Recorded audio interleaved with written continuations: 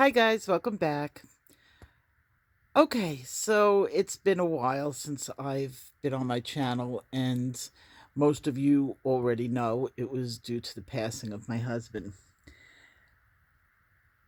I've been stressing about doing this video for a really long time, since almost day one, because I know I owe you guys an explanation of what happened. And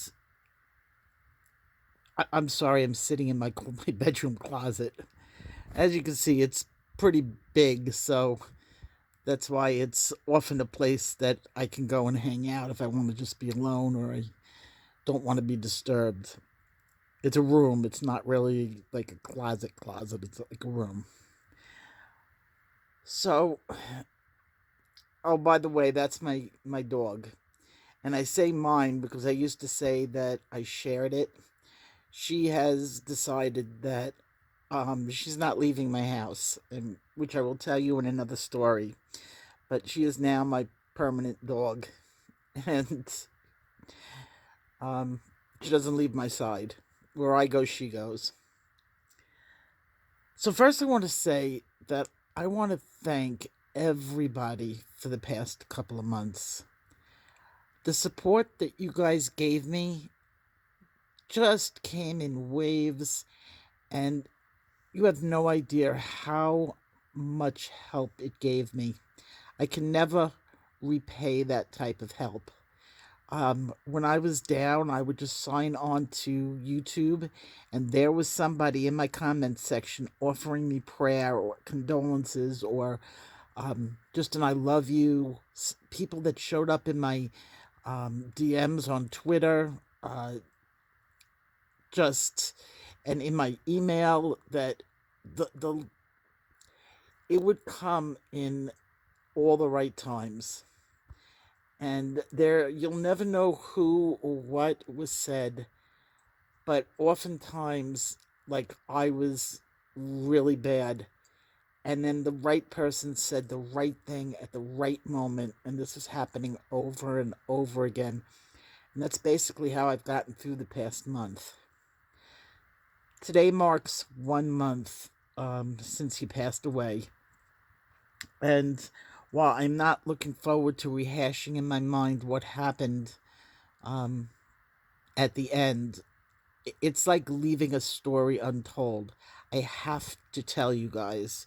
You guys have been with me for so long. I'm not going to give you I'm not going to skip the last chapter of the book. Now, I'm sorry, I'm not going to edit this. You're going to have to put up with my verbal mistakes. And then at the end of this video, I will tell you what's going to happen with my channel, because something is going to happen with it. So let's get to what was going on a month ago. Um,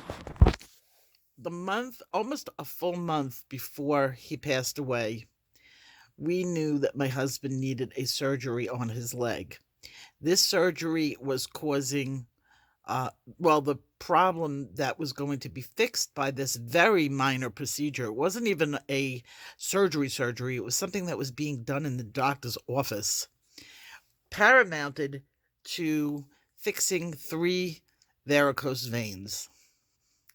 Now, the veins carry fluid away from the heart. So it would be carrying veins. Okay, I said that wrong.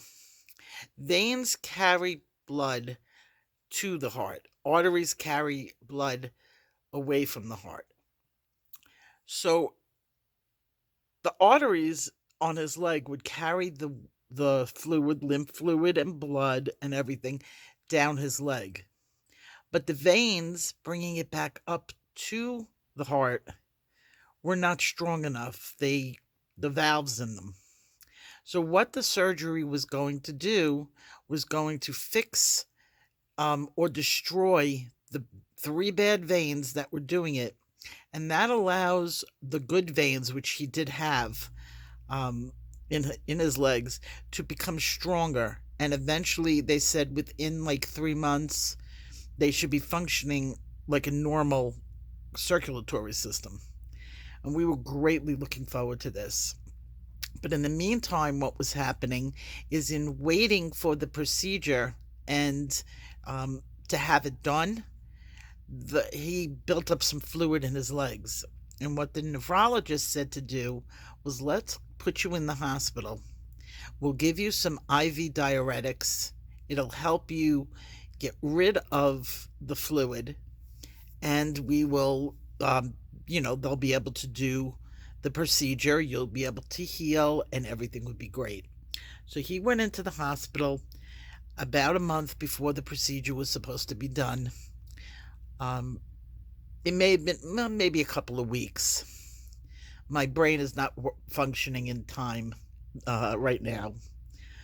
But he went in and he got the IV diuretics, but it was taking forever. And it went past the time where he had his appointment to have the surgery done. It just wasn't being fast enough. So the cardiologist who was going to do this procedure on his legs said, well, and in conjunction with the nephrologist who was giving him the diuretics, said, why don't you do some dialysis? Dialysis is a very quick way of getting rid of the fluid or in the body, and in a couple of days you're going to be ready to go home and we can reschedule the surgery. And that's what we did. He received a couple of treatments of dialysis that didn't have to clean the blood. It just removed the excess fluid. He looked and felt great. When he left that hospital, the doctors did a great job in getting him to, all the fluid off of him.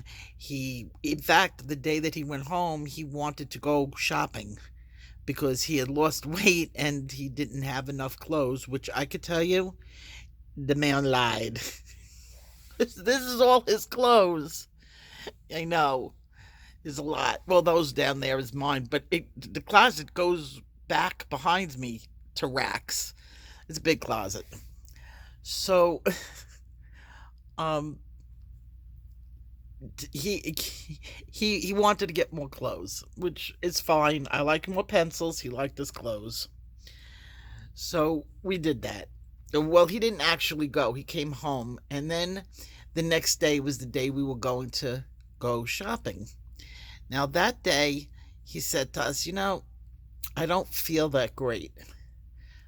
Today, I'm a little tired and my stomach is hurting me, which is not really that odd for somebody who just got out of the hospital to have their systems a little bit off. He felt a little bloated, and he was going to the bathroom a lot, which is really, for him, was not that abnormal, especially when you're in the hospital eating the garbage food that they were serving him there. It was a good hospital, but it was really horrible food. And so he didn't go that day. I cooked. It was either that day or the next day.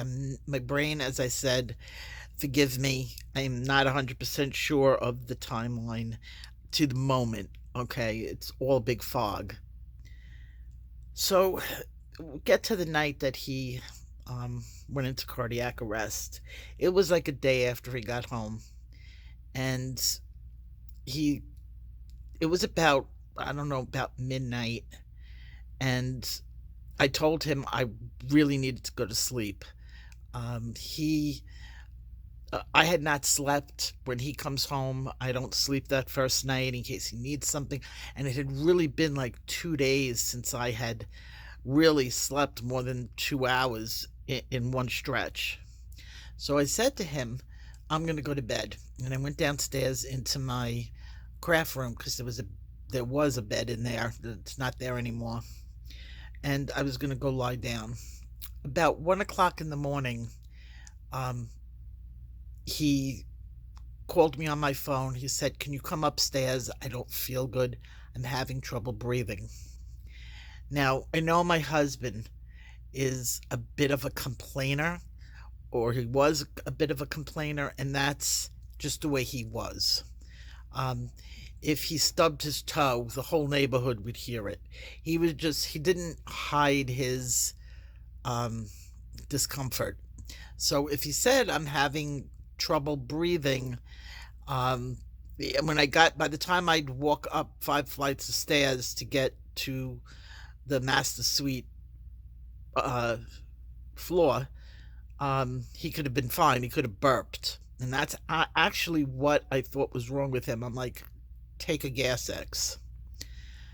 Because we had just gotten out of the hospital. They had just done a zillion tests on him, and he was fine.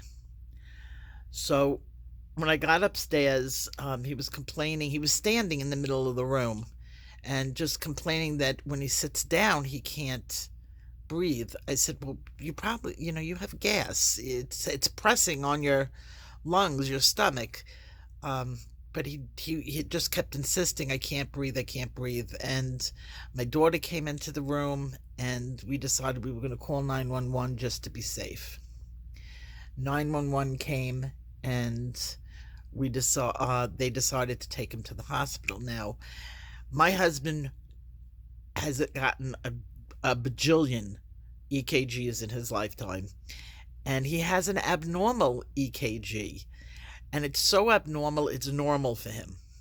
And what he would do is he would keep a copy of his EKG in his wallet, just in case he got stopped by anyone and they said he was having a heart attack. When they put the leads on him, like say like he collapses or something, they'll immediately think, oh, he's having an EKG, when it could have been something fell on his head. So when the ambulance people got here, immediately they put the EKG leads on him. Um, his blood pressure was very, very low, which was normal for him. Like, these are things that are like abnormal for most people. To have a blood pressure of 100 over like 60, that's low blood pressure. But that's not abnormal for my husband, because he always had that.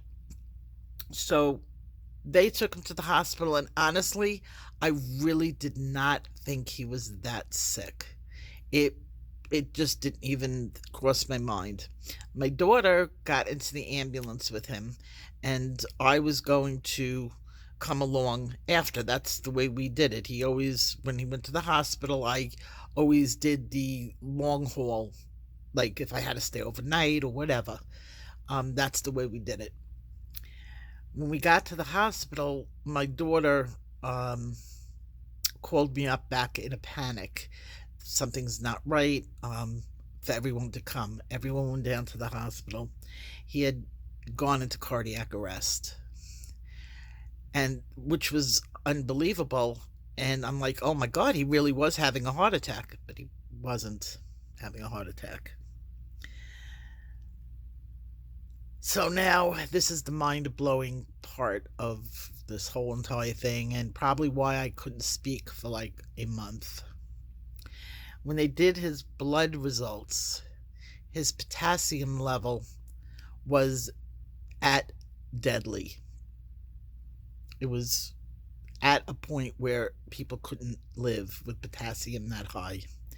I was shocked when they told me what his potassium is, and they said he was not having a heart attack, which I already knew because the EKG was the same as all his other EKGs. That what he was having was basically overdosed on potassium. Now, why did this happen? No, my husband did not overdose himself. When he went into the hospital, I want you to think of this, and this is how it's explained to me and how I can explain it easy to other people. If you take a gallon of water and you put a teaspoon of lemonade into this gallon of water, you're not going to taste the lemonade. It's going to taste like water. But if you take a shot glass and you fill the shot glass up with water and put a teaspoon of lemonade into the shot glass and then drink that, it's going to taste very sweet, very much like lemonade. When my husband's legs and body were filled with the fluid, he had to take potassium. He never had a normal potassium level. It was always low, never ever high. So he had his dose of potassium, which was very high. When they gave him his instructions to go home from the hospital, they told him to continue his dosage. But the problem was, he has now not got that fluid in him. And while he took his regular dose of potassium, just like the instructions said, just like it was written down for him to take it, um, it was too much potassium. It was an overdose for normal people. When he got to the hospital, his potassium level, a normal person, it would be around a 3.2 to 3.3 to like 5.2 or something around there. 5.3. If you have a potassium level of 6, you need to seek medical attention. It's just, you are in trouble if it is a 6. When my husband got to the hospital, his potassium level was 8.9. And that is enough to cause cardiac arrest. Well, that was really shocking to us.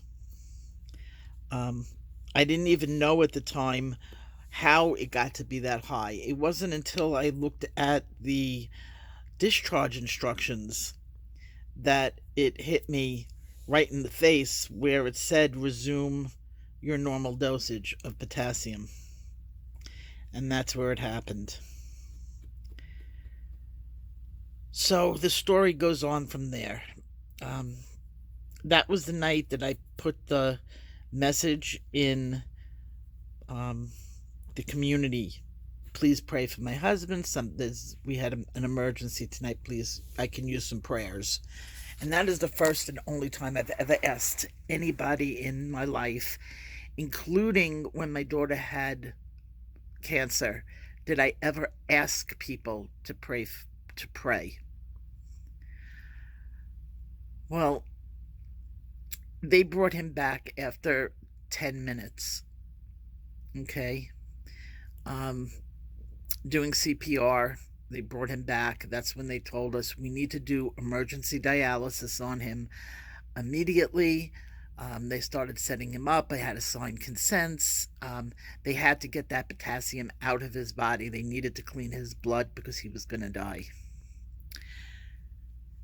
There was nothing that could be done that night, and it was like 3 or 4 in the morning, and we all said goodnight. He was up in the intensive care unit, and there's, people, you just can't stay so many people in the hospital. We all went home. The very next day, we got up. We were really super early in the morning. I had now slept about 2 hours in the last 72 hours, 2 or 3 hours, really not that much. And I stayed with him all that day. Now, I don't remember, because I have not looked at the paperwork or the days of the week, whether there was how much time was in between this and death. But I could tell you what happened. When I got to the hospital, I was the first person to get there, and he was on a ventilator, and he had a tube in his throat, and the nurse was by his side, and he was on one-on-one nursing at this point. And she was excellent. She really was such a sweetheart. And she said, he's in pretty bad shape. And a little while after that, I started questioning her about, what's his potassium like? And she would tell me, now this is a different hospital. I'm not at the same hospital that made the mistake in the first place. So she said, it's come down, but it needs to come down more. And I was like, okay, great. Now he was asleep, And a couple of hours, maybe a couple of hours, my time is like slow motion clock. He started having cardiac problems again, and my kids were probably waking up by then because I was back like super early in the morning, and they got back at a regular time in the morning. And he had um, his potassium levels started to rise again, and this was because he needed dialysis again. And this is primarily due to the breaking down of his organs at this point. The potassium had fried him, fried his only working kidney, fried his heart. That's what it does. That's what potassium does. And nobody survives an 8.9. But we had hopes. We had a lot of hopes. The doctors came in and they started putting him on. Well, you know what? I'm at the end of this video. Um, I will continue in a second video because uploading more than 20 minutes of film is really, really hard. So just keep the story till then that it is the next day, and he's starting with cardiac problems again.